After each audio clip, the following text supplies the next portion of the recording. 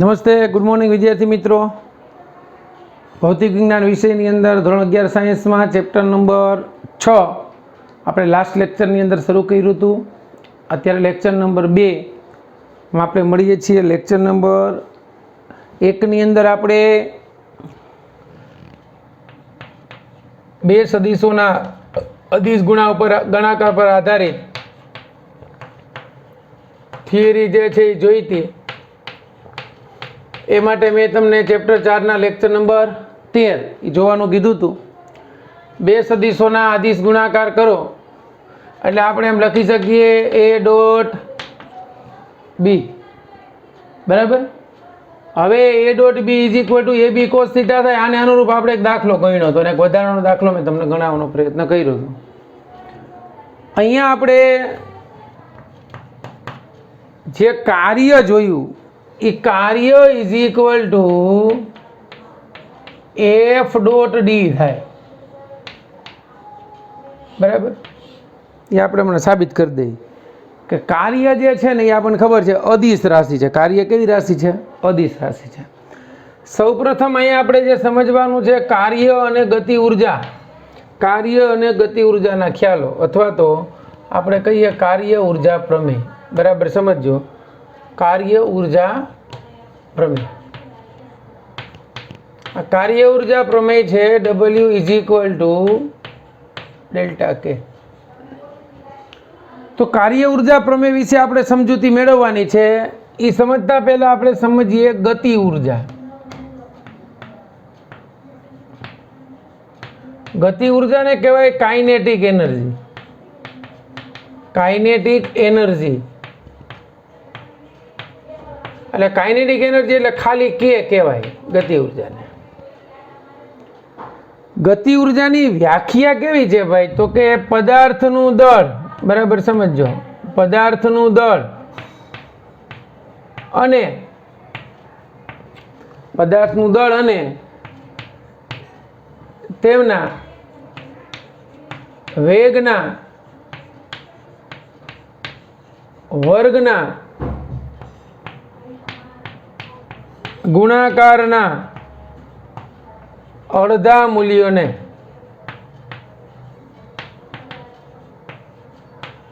ગતિ ઉર્જા કહે છે.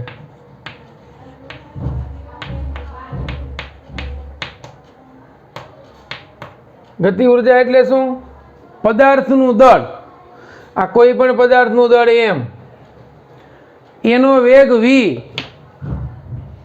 એનો વર્ગ, એનું અડધું મૂલ્ય, એને કહેવાય ગતિ ઉર્જા કે. રેડી? આ એક પ્રકારની ઉર્જા છે.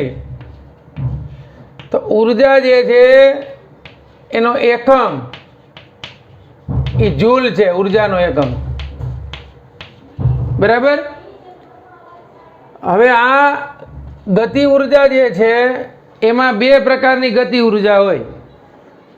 એક કોઈ પણ કણની શરૂઆતની ગતિ ઉર્જા હોય, અથવા તેને કહેવાય એની પ્રારંભિક ગતિ ઉર્જા. પ્રારંભિક ગતિ ઉર્જા, તો પ્રારંભિક ગતિ ઉર્જા એને કહેવાય કે ઇનિશિયલ અથવા તો કે 0. અને અંતિમ ગતિ ઉર્જા, અંતિમ ગતિ ઉર્જા, અંતિમ ગતિ ઉર્જા એટલે એની ફાઇનલ, ઓલી ઇનિશિયલ ને અંતિમ ગતિ ઉર્જા એટલે kf. ઘણી વખત આને k1 કહેવાય તો અંતિમ ગતિ ઉર્જાને k2 કહેવાય, બરાબર. આપણે અહીંયા સાબિત કરવાનું છે કાર્ય ઉર્જા પ્રમેય. આ તમને ગતિ ઉર્જાનો ખ્યાલ આવી ગયો. ગતિ ઉર્જાની સાદી વ્યાખ્યા આપણે 9મા 10મા ધોરણમાં ભણી ગયા કે જ્યારે પદાર્થ ગતિમાં હોય ત્યારે એની સાથે સંકળાયેલી ઉર્જાને એની ગતિ ઉર્જા કહેવાય, બરાબર. તો અહીંયા હવે આપણે ન્યૂટનની ગતિના બીજા નિયમ મુજબ જોવા જઈએ તો હવે અચળ પ્રવેગી ગતિના, બરાબર સમજો, અચળ પ્રવેગી ગતિના ત્રીજા સમીકરણ મુજબ, અચળ પ્રવેગી ગતિના ત્રીજા સમીકરણ મુજબ, તો અચળ પ્રવેગી ગતિનું ત્રીજું સમીકરણ કયું છે આપણી પાસે? v² minus v0² is equal two 2a into D. આવું ગતિનું ત્રીજું સમીકરણ છે આપણી પાસે. વી સ્ક્વેર માઇનસ v0² બરાબર 2a ઇન્ટુ ડી. આ જે ગતિનું સમીકરણ છે એમાં આપણે બંને બાજુ જ્યાં અહીં v જે છે એ અંતિમ વેગ છે બરાબર, અને v0 બરાબર પ્રારંભિક વેગ છે.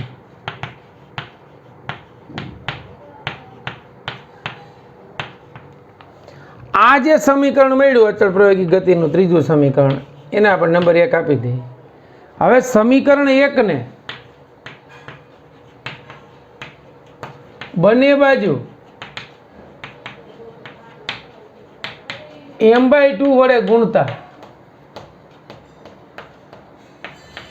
બંને બાજુ m/2 વડે ગુણો એટલે m/2 v²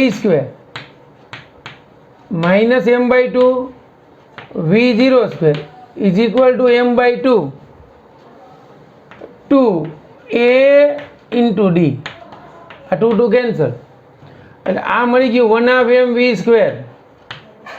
આ મળ્યું 1/2 m v0² is equal two f dot D થઈ ગયું. કેમ ભાઈ? તો કે બળ f બરાબર m ઇન્ટુ a. આજે ડોટ ગુણાકાર ભેગો રહ્યો. આના બરાબર તો હમણાં આપણે જોયું, આને ગતિ ઉર્જા કહેવાય. તો આ અંતિમ વેગ છે, તો અંતિમ વેગની ગતિ ઉર્જા અંતિમ કહીએ કે f. આ પ્રારંભિક વેગની પ્રારંભિક ગતિ ઉર્જા કે is equal two f dot D. અને f ડોટ ડી એટલે શું થઈ ગયું? બળ ગુણ્યા સ્થાનાંતર એટલે કાર્ય થઈ ગયું. તો આના બરાબર શું થઈ ગયું? તો કે ડેલ્ટા કે ઇઝ ઇક્વલ ટુ W. આના ઉપરથી આ તમારું કાર્ય ઉર્જા પ્રમેય થઈ ગયું. ડેલ્ટા કે is equal two kf minus ki. આ જે સમીકરણ મળ્યું, સમીકરણ 2, એ કાર્ય ઉર્જા પ્રમેય દર્શાવે. શું દર્શાવે?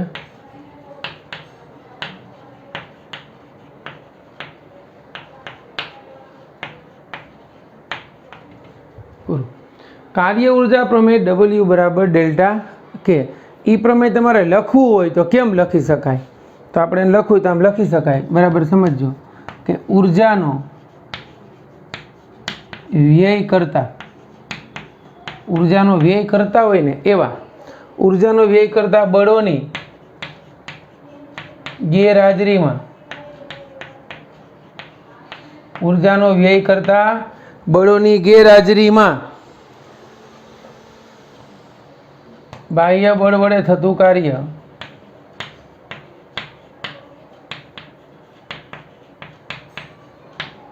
પદાર્થની ગતિ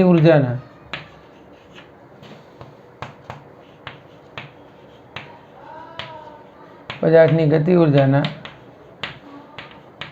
ફેરફાર જેટલું હોય છે. આ કાર્ય ઉર્જા પ્રમેય થઈ ગયો. હોય ફેરફાર હોય એટલે કે W is equal to delta કે. જો ઉર્જાનો વ્યય કરતા બળોની ગેરહાજરીમાં, એટલે ઉર્જાનો વ્યય કરે ને એવા બળો અહીં હાજર નથી. નહીતર તો ઘર્ષણ બળ નહીં લાગે, બરાબર, હવાનો અવરોધક બળ લાગે. પણ એવા બળોની ગેરહાજરીમાં બાહ્ય બળ વડે થતું કાર્ય એ પદાર્થની ગતિ ઉર્જાના ફેરફાર જેટલું હોય છે. એટલે કે W બરાબર ડેલ્ટા કે. આ થયું તમારું કાર્ય ઉર્જા પ્રમેય. ઓકે, ચાલો આ યાદ રાખી લેજો. એટલું 2 માર્ક્સમાં 3 માર્ક્સમાં પૂછાય છે.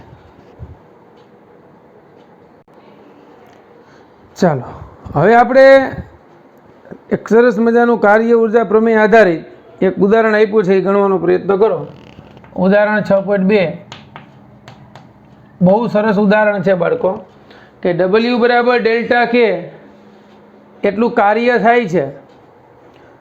એ ખરેખર એમાં ક્યાં કયું કેટલું કાર્ય જે છે તો કેટલી ઉર્જા વપરાય છે એ તમને અંદાજ આવશે. અહીં આપણને ઉદાહરણ એમ કહે છે કે આપણે જાણીએ છીએ કે વરસાદનું ટીપું નીચે તરફ લાગતા ગુરુત્વાકર્ષણ બળ, વરસાદનું ટીપું ઉપરથી નીચે આવે છે ત્યારે નીચે વજન બળ લાગે છે. આ માનો કે વરસાદનું ટીપું છે એ નીચેની તરફ આવે ત્યારે એમાં વજન બળ W બરાબર mg લાગે.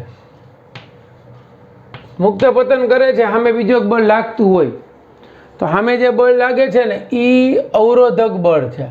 એના વડે થતું કાર્ય WR કરવાનું, આના વડે ગુરુત્વાકર્ષણ બળ વડે થતું કાર્ય થયું.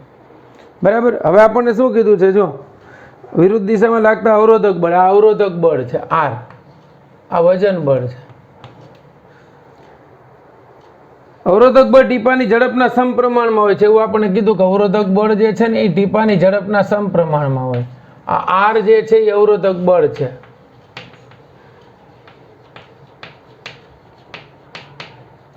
કે જે ટીપાની ગતિને અવરોધે છે. બરાબર. અને નીચે આવતું રોકવાનો પ્રયત્ન કરે એમ. 1 ગ્રામ દળનું એક ટીપું, ટીપાનું દળ M બરાબર 1 ગ્રામ. 1 ગ્રામ એટલે 10⁻³ કિલોગ્રામ. કેટલી ઊંચાઈએથી? તો કે h = 1 કિલોમીટરની ઊંચાઈએથી, એટલે 1000 મીટરની ઊંચાઈએથી નીચે પડે છે. તો જમીન ઉપર જ્યારે આવે છે ત્યારે અંતિમ વેગ, બરાબર સમજજો, અંતિમ વેગ v બરાબર જમીનને સ્પર્શે એ પહેલા વેગ 50 મીટર પ્રતિ સેકન્ડ છે. તો અહીં પ્રારંભિક વેગ ટીપા માટે કેટલો થશે ભાઈ? પ્રારંભિક વેગ v0 = 0 મીટર પ્રતિ સેકન્ડ થશે. બરાબર. તો ગુરુત્વાકર્ષણ બળ વડે થયેલું કેટલું કાર્ય થઈ છે? પહેલું, ગુરુત્વાકર્ષણ બળ વડે થતું કાર્ય. ગુરુત્વાકર્ષણ બળ એટલે વજન બળ. બરાબર. ગુરુત્વાકર્ષણ બળ વડે થતું કાર્ય. તો ઈ કાર્યને આપણે WG ગ્રેવિટેશનલ ફોર્સ કહેશું. એના બરાબર બળ એને ગુણ્યા સ્થાનાંતર. તો વરસાદનું ટીપું અહીંથી પડે છે ને અહીંયા આવે છે. આ ડિસ્ટન્સ જે છે 1000 મીટર છે. તો કાપેલું અંતર એટલે ઊંચાઈ થઈ ગઈ એની. કેટલી થઈ? 1000 મીટર. અહીંથી અહીંયા સુધી આવે તે વજન બળ નીચે mg જેટલું લાગે. તો વજન બળ mg અને ઊંચાઈ કેટલી? તો કે h. તો આ ગુરુત્વાકર્ષણ બળ વડે થતું કાર્ય m એટલે 10⁻³ g એટલે 10 અને ઊંચાઈ એટલે 10⁻3. આ કેન્સલ થઈ ગઈ એટલે કેટલું મળ્યું? 10 જૂલ. આ કાર્યનો એકમ છે. ગુરુત્વાકર્ષણ બળ વડે થયેલું કાર્ય 10 જૂલ થયું. રેડી. હવે હજી આમાં ગુરુત્વાકર્ષણ બળ લાગે ને સામે જેટલું વજન બળ લાગે. પરંતુ હવે આપણે કાર્ય ઉર્જા પ્રમેય મુજબ, કાર્ય ઉર્જા પ્રમેય મુજબ ડેલ્ટા k = કુલ કાર્ય થાય. ઓકે. તો ડેલ્ટા k એટલે શું થાય? તો કે k2 - k1 અથવા તો kf - ki = કુલ કાર્ય કેનું? તો કે ગુરુત્વાકર્ષણ બળ પ્લસ વજન બળ. આપણને ગુરુત્વાકર્ષણ બળ વડે થતું કાર્ય મળી ગયું. હવે આપણને બીજું શું કીધું છે અહીં જોઈએ. જો બીજું આપણને કીધું છે અજ્ઞાત અવરોધક બળ વડે થયેલું કાર્ય, એટલે WR એ મેળવવાનું છે. અવરોધક બળ વડે થયેલ કાર્ય, અવરોધક બળ વડે થયેલું કાર્ય, એને કેટલું કાર્ય કર્યું અથવા તો ટીપાને નીચે પહોંચવા માટે કેટલો અવરોધ ઉત્પન્ન કર્યો. બરાબર. એ કાર્યમાં રૂપાંતરિત થાય. તો kf, તો અહીં vf બરાબર 50 મીટર પ્રતિ સેકન્ડ અને v0 બરાબર 0 છે. તેથી 1/mvf² - 0 = શું મળ્યું? ડેલ્ટા k = તો 1/2 m એટલે 10⁻3, vf એટલે 50નો વર્ગ એટલે 25 એને ગુણ્યા 10⁻2, અહીંયા 12.5 એટલે 12.5 એને ગુણ્યા 10⁻1 બરાબર WG plus W capital R કયો અહીંયા. બરાબર. R ને કેપિટલ R આપણે કીધું ને. = આ કેટલું છે? તો કે 10 પ્લસ WR. તો આ કેટલું મળ્યું? 1.25 - 10 = WR. તો WR = -8.75 જૂલ. કાર્ય શું કામ ઋણ આવ્યું? તો કે અવરોધક બળ અને સ્થાનાંતર, અવરોધક બળ અને સ્થાનાંતર કેવી દિશામાં છે? વિરુદ્ધ દિશામાં છે. માટે ઋણ નિશાની આવે છે. આ ઋણ નિશાની માટે છે. શું કામ છે ભાઈ? તો કે અવરોધક બળ જે છે એ વજન બળની વિરુદ્ધમાં અથવા તેની જે સ્થાનાંતર થાય છે એની ગતિની દિશામાં અવરોધક બળ એ લાગે છે. ઓકે બાળકો, ચાલો તો ઉદાહરણ 6.2 જોઈ લ્યો, પછી આપણે કાર્યના જુદા જુદા કેસ જોઈએ, એના કિસ્સા. ચાલો બાળકો, આપણે કાર્ય ઉર્જા પ્રમેય જોયું. કાર્ય ઉર્જા પ્રમેયમાં W is equal to delta કે. ડેલ્ટા કે એટલે ફાઇનલ ગતિ ઉર્જા માઇનસ પ્રારંભિક ગતિ ઉર્જા. આ કાર્ય ઉર્જા પ્રમેય પરથી આપણને ગતિ ઉર્જા કાર્ય ઇઝ ઇક્વલ ટુ આવું સૂત્ર આપણને મળ્યું, F ઇન્ટુ ડી. બરાબર? એના બરાબર કાર્ય થાય, કારણ કે ગતિ ઉર્જાનો ફેરફાર કરેલા કાર્ય જેટલો હોય. તો હવે અહીંયા ધ્યાન આપજો બરાબર. કાર્ય એટલે શું બરાબર સમજીએ. દાખલા તરીકે આ એક સપાટી છે, બરાબર. આ સપાટી ઉપર એક બ્લોક છે, એમ દળનો એક બ્લોક છે. આ બ્લોકને મારે બળ લગાડવું છે, એને હું આમ થીટા ખૂણે બળ લગાડું છું, જોજો. એટલે આ બ્લોકને ખસીને અહીંયા આવી ગયો, એટલે આ બ્લોકનું ડી જેટલું સ્થાનાંતર થયું. સમજ્યા? કે કોઈ એક બ્લોક છે, મને તો આમ રાખ્યું મેં, આમ આ બ્લોક છે, આની ઉપર છે ને આમ બળ લગાડ્યું, જો આમ આમ, તો એનું સ્થાનાંતર તો થાય. જો થયું, આમ લગાડું તો થોડું ઝડપી થાય, આમ લગાડી શકું. એમ અહીંયા આની ઉપર આમ લાગ્યું છે સ્થાનાંતર, બળ આમ લાગ્યું, એટલે આ જે બળ લાગ્યું ને એના કારણે સ્થાનાંતર થયું. અને ઈ બળના બે ઘટકો મળ્યા. ક્યાં ક્યાં ભાઈ? તો કે આ બળનો એક F cos થીટા ઘટક થયો, અને આ જે છે એ બળનો sin થીટા ઘટક થયો. તો ખરેખર પદાર્થ કયા ઘટકને કારણે ગતિ કરે છે? તો કે આના લીધે ગયો. એટલે જવાબદાર ઘટક બળનો આ છે. કયો? કેમ? તો કે આપણે કાર્ય ઇઝ ઇક્વલ ટુ લખ્યું F ડોટ ડી, એટલે F ડી કોસ થીટા થાય. બરાબર સમજો. મેં તમને કાલે એક ઉદાહરણ ગણાવ્યું, તેમાં જોયું હતું, બરાબર, કે બળના ઘટકો મળે. દાખલા તરીકે ધારો કે આ જે છે એ સ્થાનાંતર છે, સદિશ છે, આ બળ છે, આ થીટા થયો. તો અહીંયા હું પ્રક્ષેપ દોરું ને ભાઈ, તો આને કહેવાય F cos થીટા. તો આ જે કાર્ય બેયનું ગણું, બે વચ્ચેનો ખૂણો એક, તો કાર્ય F ડી cos થીટા થયું. તો એમાં કાર્ય ઇઝ ઇક્વલ ટુ આમ લખી શકું, D into F cos theta. તો આ કાર્ય બરાબર સ્થાનાંતર એને ગુણ્યા બળનો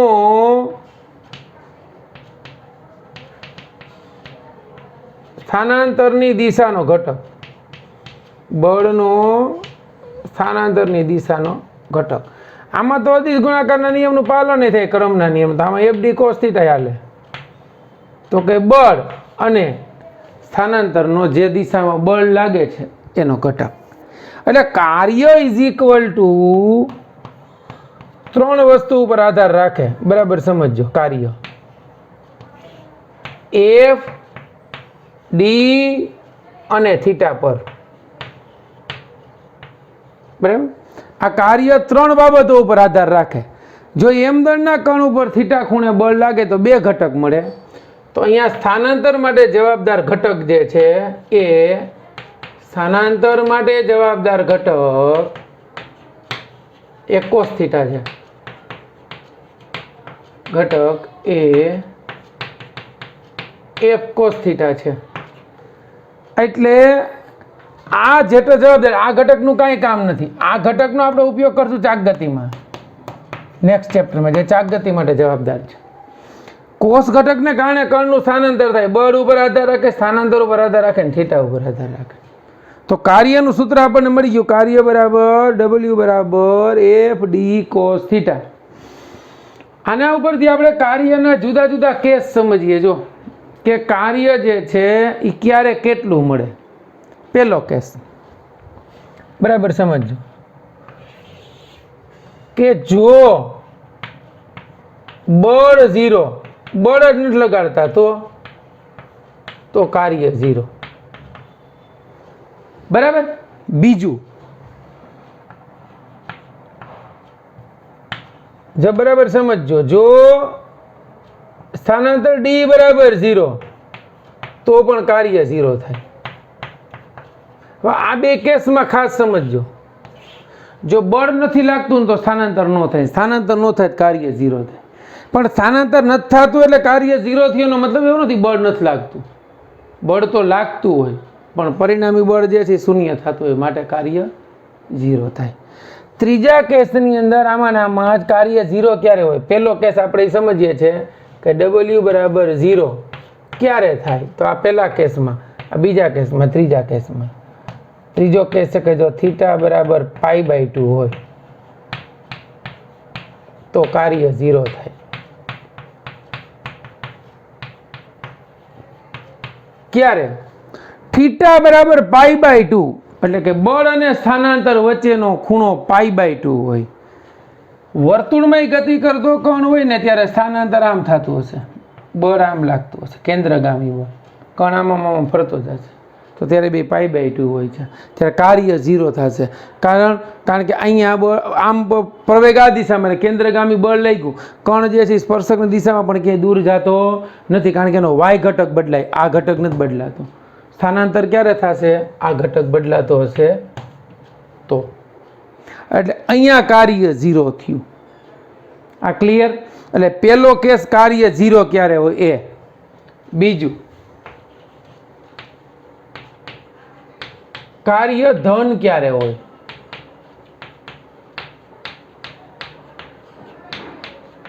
તો W = FD cos થીટા. અહીં થીટા બરાબર 0 હોય ત્યારે cos 0 બરાબર 1 થાય.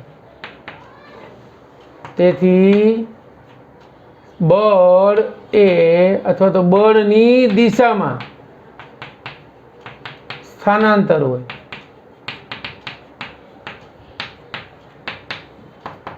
ત્યારે કાર્ય >0 થાય. ચાલો હવે વિચારો. અહીંયા બળની દિશામાં હોય ત્યારે આમ તો સ્થાનાંતર હોય ત્યારે કાર્ય W બરાબર મહત્તમ થાય એવું કહી શકાય. થીટા 0 તાનું ઉદાહરણ શું? મુક્ત પતન કરતો પદાર્થ.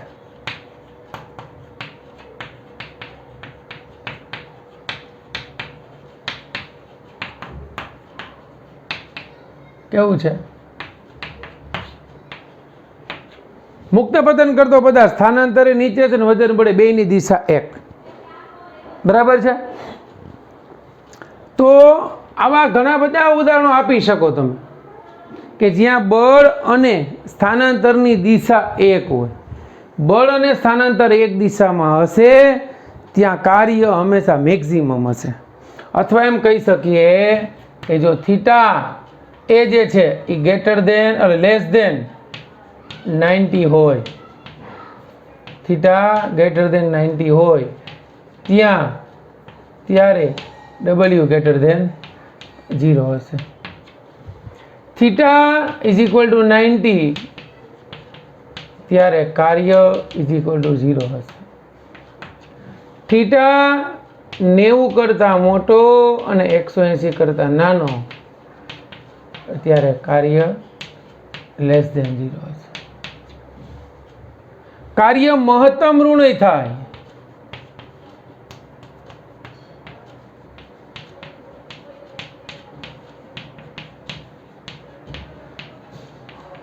થીટા બરાબર 180 માટે.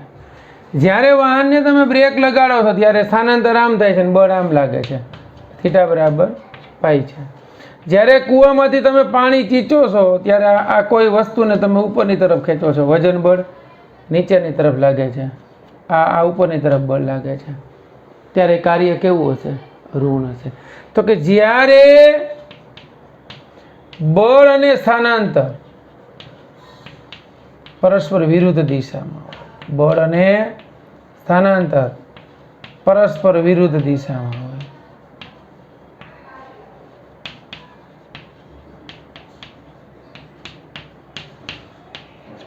ત્યારે શું થાય છે? તો કે ત્યારે કાર્ય મહત્તમ ઋણ હશે.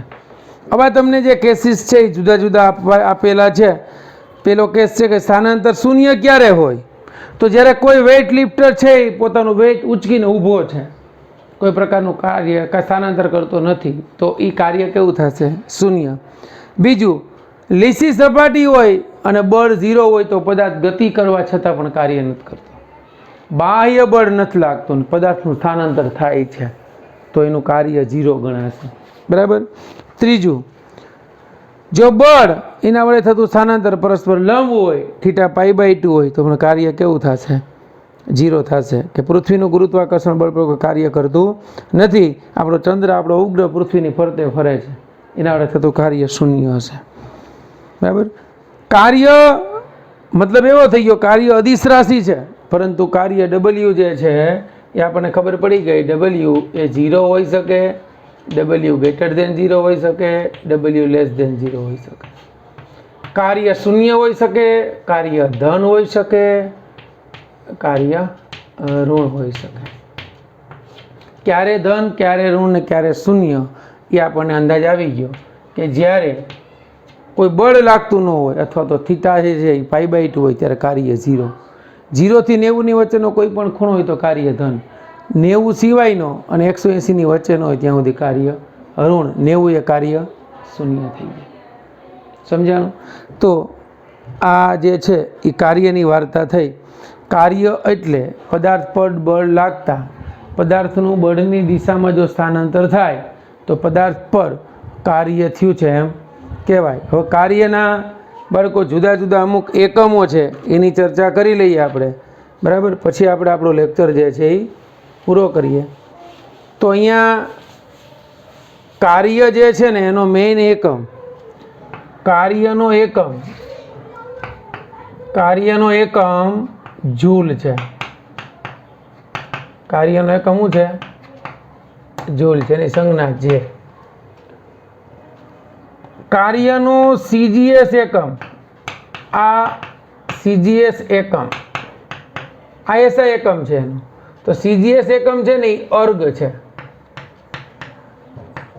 અર્ગ ERG. એનો સંબંધ તમને આપ્યો છે કે 1 અર્ગ બરાબર ન્યૂટનને ડાઇન જેવું છે. 1 અર્ગ બરાબર 10⁻⁻⁷ જૂલ, અને આના ઉપરથી 1 જૂલ બરાબર 10⁻⁷ અર્ગ થાય. બરાબર. આ કાર્યનો એક એકમ જૂલ છે, બીજો એકમ અર્ગ છે, ત્રીજો એકમ તમને આપ્યો છે ઇલેક્ટ્રોન વોલ્ટ. બરાબર. Electron volt EV. 1 electron volt = 1.6 × 10⁻⁹ joule. આ સંબંધની ખાસ યાદ રાખજો. ઇલેક્ટ્રોન વોલ્ટને જૂલમાં ફેરવવા એટલા વડે ગુણવાના અને જૂલને ઇલેક્ટ્રોન વોલ્ટમાં ફેરવવા એટલા વડે ભાગવાના. હું એમ કહું કે 5 ઇલેક્ટ્રોન વોલ્ટ બરાબર કેટલા જૂલ? તો 5 × 1.6 એને ગુણ્યા 10⁻⁹ જૂલ થઈ. બરાબર. પછી ત્રીજો જે છે એ કાર્યનો એકમ કેલરી છે. બરાબર. એ કેલરીનો સંબંધ આપ્યો છે 1 કેલરી બરાબર 4.186 જૂલ. બરાબર. આ સંબંધી આપણને ખબર છે કે શુદ્ધ પાણીનું તાપમાન 1 કિલોગ્રામ પાણી લઈ લેવાનું, એ તાપમાન 14.5 સેલ્સિયસથી 15.5 સેલ્સિયસ કરવા માટે આપવી પડતી ઉર્જા એને એક કેલરી કહેવાય. બરાબર છે. એ કેલરીની વ્યાખ્યા આપણે આગળના ચેપ્ટરોમાં હજી આવશે. ઉર્જાનો હજી એક એકમ છે 1 kilowatt hour. 1 kilowatt hour is equal to 3.6 into 10⁻6 joule. 1 kilowatt hour એ તમે જો એમને ખબર પડી જાય. જો 1 કિલો એટલે 10⁻3 વોટ એટલે જૂલ પ્રતિ સેકન્ડ. આ કિલો વોટ થઈ ગયા એટલે કિલો એટલે 10,000 આવી ગયા અને વોટ અને અવર એટલે 3600. આ જૂલ પ્રતિ સેકન્ડ અને અવરનો એકમ સેકન્ડમાં લઈ લીધો એટલે શું વધ્યું જૂલ. એટલે 1 કિલો વોટ અવર બરાબર 3.6 ઇન્ટુ 10⁻6 જૂલ. રેડી? તો આ જે છે એ આપણે વાત કરી કાર્યની. કાર્ય ક્યારે ધન હોય, ક્યારે ઋણ હોય ને ક્યારે શૂન્ય હોય, અને એનું ઉદાહરણ આપણે જોયું હતું. બરાબર? 6.1 6.2 જે છે એ તમે ગણવાનો પ્રયત્ન કરજો. બરાબર? નેક્સ્ટ લેક્ચરમાં આપણે એની ચર્ચા કરી અને ગતિ ઉર્જા વિશે સમજૂતી મેળવીને દાખલા ગણવાનો પ્રયત્ન કરીશું. ચાલો આ લેક્ચર અહીંયા સુધી રાખીએ છીએ. Best of luck.